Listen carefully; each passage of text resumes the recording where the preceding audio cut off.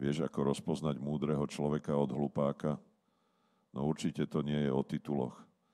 To ste si asi už všimli, lebo tí najtitulovanejší sú aj v parlamente a vieme, ako to vyzerá.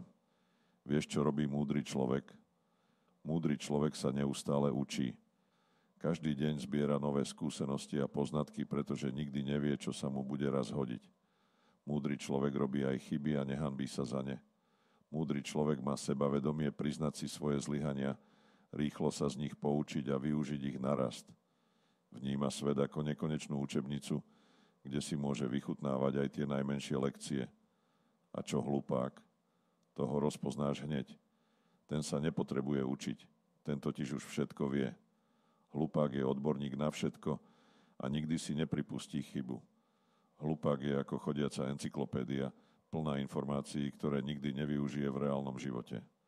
Skús sa ho opýtať na akúkoľvek tému a okamžite sa začne rozprávať o tom, ako to naozaj funguje, lebo predsa už vie všetko. A keď sa niečo skomplikuje, nie je to jeho problém. To je predsa len chyba ostatných, ktorí ho nepochopili. Hlupák nevidí v ničom hodnotu, okrem toho, čo si už myslí. Ak sa niekedy omylom dostane do situácie, kde je niečo nové, jeho reakcia bude, to je hlúposť. A bude to ignorovať, pretože všetko, čo sa nestotožňuje s jeho názorom, je jednoducho nesprávne. Toto je zásadný rozdiel medzi múdrymi a hlúpymi. A teraz sa zamyslite, ľudí akého typu stretávate častejšie?